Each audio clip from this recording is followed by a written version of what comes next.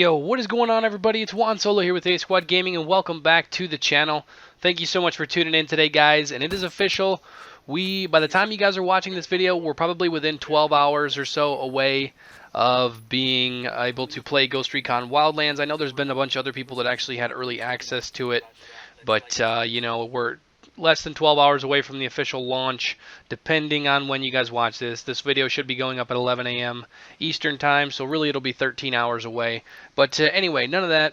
This video is basically going to be for if any of you guys out there have yet to pre-order the game, or you guys are basically going to go pick the game up at midnight or even pick up the game the next day without pre-ordering it.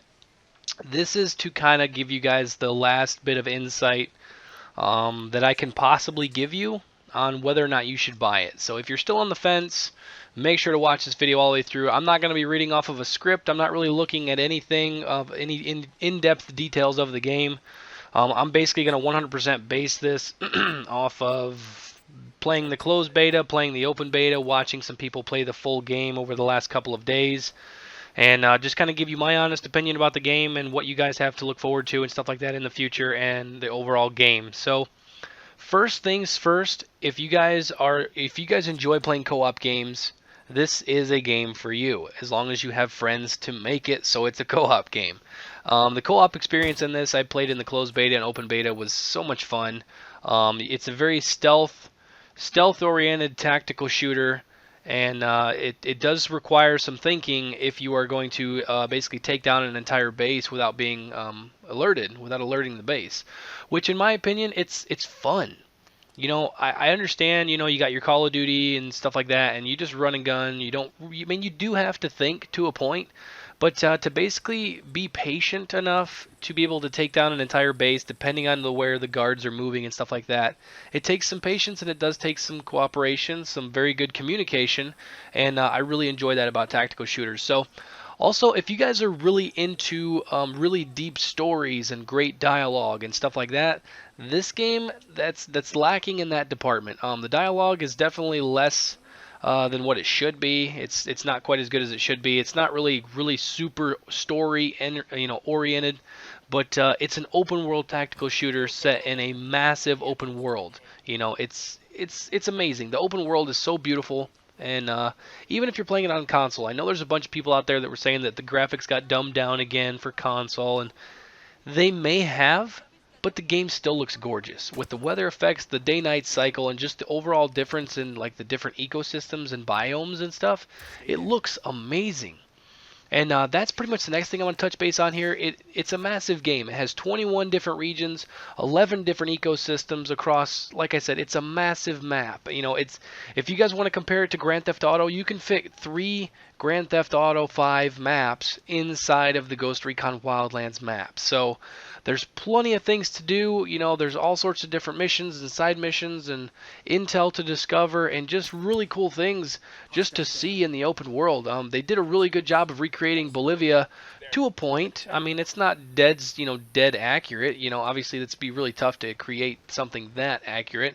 But for me personally, there's no way in my entire life I'm ever going to go to Bolivia. So this is the closest I'm going to get, and the amount of attention to detail that Ubisoft made on this game to make it as correct and as accurate as possible to the actual country of Bolivia, it makes it more immersive, especially if you play this on the highest difficulty or even the lowest difficulty. But if you turn off your entire HUD, it really makes for a very immersive experience, and it's a lot of fun. So if you guys are into a lot of customization features and stuff like that, weapons, there are a massive amount of different weapons in this game, and you do have the option. All the weapons and attachments and stuff are scattered throughout the open world, and you do have to go and find them, unless you guys say you're one of those people that only gets to play maybe a couple hours a day, couple hours a week, and you don't have time to go explore all over looking for weapons.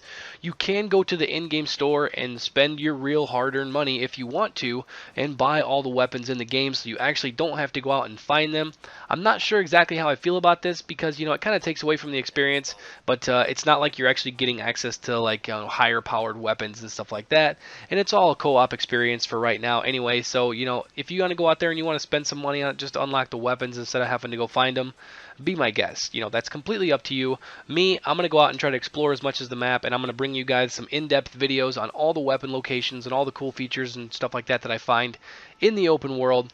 So, and if you guys like weapons, the gunsmith is back for a second time in this game, and the weapon customization and the character customization is absolutely way better than I thought it was going to be. It's very, very in-depth. You can pretty much make your ghost look like exactly what you want him to look like, him or her, and then you can basically tailor your weapon to exactly how you want to play, which that's the whole point. You know, with the games are nowadays, you want to be able to make it exactly how you want it, and that makes it for a really fun experience because you can kind of attach yourself to your character and your weapon.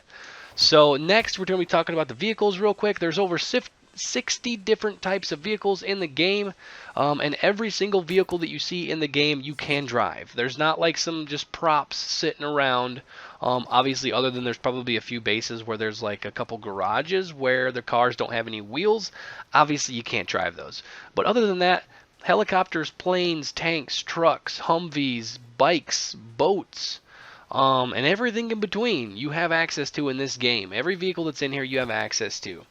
The next thing, you know, the bullet drop, there's been a little bit of speculation on the bullet drop. Me, myself, and with other people and stuff like that, it does seem a little extreme for what it is, but honestly, the way the game plays, you know, you got to have some sort of bullet drop to make it feel a little bit more difficult. You can't just have to be able to shoot straight for miles and miles. But that's a completely separate topic. I'm not going to really get too much in depth with that. So, and then if you guys are all about PvP, you guys want to be playing PvP, you would rather not play the co-op experience. At launch, there is not going to be any PvP, but there is going to be a free update at some point in the near future that is going to add PvP. And right out of the gate, it's going to be 4v4 tactical PvP, and then at some point, I'm assuming they're going to be adding more game modes and possibly branching it out a little bit further just to kind of refresh the game at a later date so it's not going to get stale. And yeah, overall, I'm trying to see if I can touch on everything here. Oh, DLC. There are 2 DLCs that are confirmed already, and this is where it kind of gets a little bit... if you guys really want to get the game, I would probably just go with the standard edition to start. Do not get the season pass, and then obviously you can buy the season pass at a later date if you want to. But the first DLC is basically centered around vehicles, and the way the vehicles handle in this game, I'm very, very surprised that they're basically making the first DLC be centered around the vehicles, because the vehicles handle really bad. I understand once you get used to it, it's fine, but I don't know. It's not a racing game. It's a tactical shooter. It's not a racing game, so your vehicles aren't going to handle like Forza. But I think they should have just polished them up just a little bit more. It probably would have made it a little bit nicer. But you know, that's, like I said, that's a completely different topic as well. And then the second DLC is basically you are on an extraction mission in a helicopter, and your helicopter gets shot down, and you are being hunted by another Bolivian Spec Ops team that basically have similar gear to you. They're like the best of the Bolivian army, or whatever you want to call it, and they're total badasses. So that should be interesting to see how that plays out. And then also we are going to be getting cosmetic items, different weapon camos, and all sorts of stuff throughout the year to be able to buy with credits. And I don't know, I'm not 100% sure if you're actually just able to obtain credits by playing the game, but if you're not, you can go on GameStop and Amazon and stuff like that and buy currency packs to be able to spend in Ghost Recon Wildlands. But that is pretty much all the information you guys need to know. If you guys have any other questions on this game that you guys want to know, leave them down in the comments, and I will get back to you as fast as I can, which usually is within 30 minutes. I will try to comment back, especially on this video. If you guys are on the fence of whether or not you really want to buy the game or not, I will try to get back on there and comment as quickly as possible so you guys know everything that you need to know to make your decision if you want to buy this game or not. So that is pretty much all for the video, guys. If you guys enjoyed it, you guys found it helpful, make sure to leave a like, guys. I would really appreciate it. Also, if you guys are new around here, make sure to subscribe for more Ghost Recon Wildlands content. I'm going to be covering the crap out of this game. I'm going to be doing weapon breakdowns and, you know, map exploration videos and all the weapons and attachments and stuff like that. I have plans to make all sorts of great videos. So make sure to subscribe, guys, and turn on notifications so you guys do not miss out on any of those videos. Thank you so much for watching, guys, and I will catch you guys in the Wildlands. Peace out.